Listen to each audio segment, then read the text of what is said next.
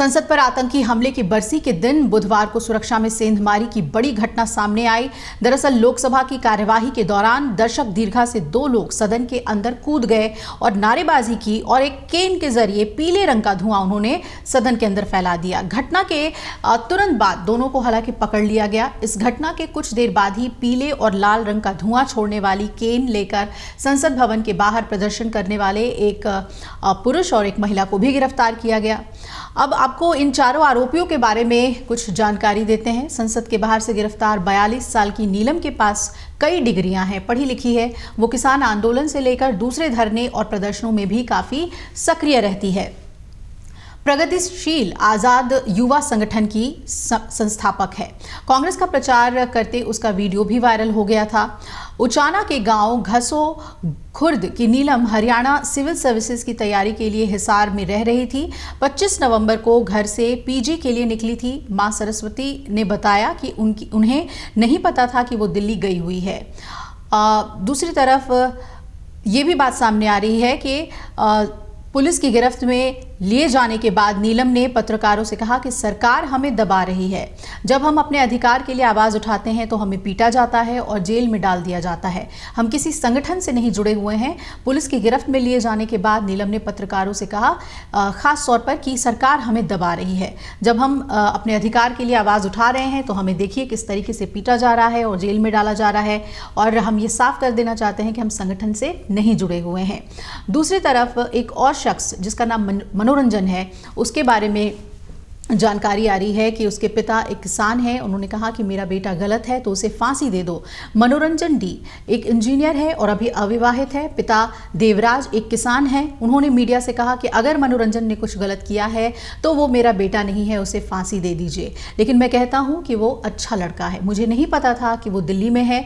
वो कॉलेज के दिनों में छात्र नेता रहा है, लेकिन किस विचारधारा की ओर उसका झुकाव है ये मैं नहीं बता सकता। मनोरंजन के पिता देवराज ने यह भी कहा कि मैं सदमे में हूं, इस घटना की निंदा करता हूं। किसी को भी ऐसा नहीं करना चाहिए। 4 दिन पहले मनोरंजन बेंगलुरु के लिए घर से निकला था और दिल्ली की घटना की जानकारी उस मित्रों और रिश्तेदारों ने दी। देवराज ने कहा कि मनोरंजन बेंगलुरु में IT कंपनी में काम कर चुका है। अक्सर दिल्ली और बेंगलुरु भी जाता था। कई तरह की किताबें पढ़ता था। खासतौर पर स्वामी विवेकानंद के लेखन को वो पसंद करता था। सांसद प्रताप सिन्हा से संपर्क के बारे में उसने कहा कि मनोरंजन और प्रताप में अच्छे संबंध हैं। संसद की सुरक्षा भेदने वाला सागर शर्मा लखनऊ में आलमबाग के रामनगर इलाके का रहने वाला है। वो ई-रिक्शा चलाता था। वारदात के कुछ ही घंटे बाद दिल्ली पुलिस से मिले इनपुट के आधार पर लखनऊ पुलिस ने उसके घर पहुंचकर पूछताछ शुरू की। अब आपको बता दें कि सागर 2 साल तक बेंगलुरु में रहा। आशंका है कि उसी दौरान वो साजिश में शामिल हुआ।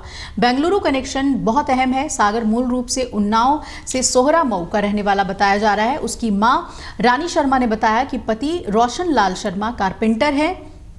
एक बेटा और भी है, वो 15 साल से वहां रह रहे हैं।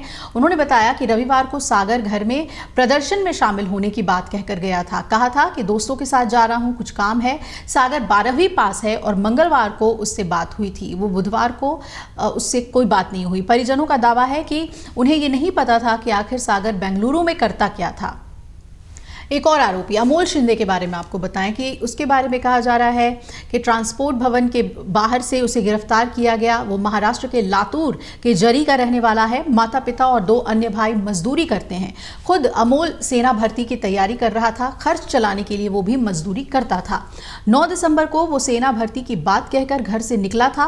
पहले भी ऐसा कर चुका था, इसलिए माता पिता ने किसी भी तरह का संदेह नहीं किया। छठे फरार आरोपी ललित झा के बारे में अभी पुलिस के पास कोई खास जानकारी नहीं है और बताया जा रहा है कि वो भी हरियाणा का ही रहने वाला है। हालांकि मूल रूप से उसके बिहार में होने की आशंका है और तलाश लगातार जारी है। इन सभी आरोपियों से जुड़ी हुई जितनी भी अपडेट्स आएंगी वो सभी हम आपको amarujala.com पर अपडेट देंगे। अगर आप ये वीडियो YouTube पर देख रहे हैं तो हमारे चैनल को सब्सक्राइब करें और बेल आइकन को दबाना ना भूलें। अगर आप Facebook पर ये वीडियो देख रहे हैं तो हमारे पेज को लाइक करें।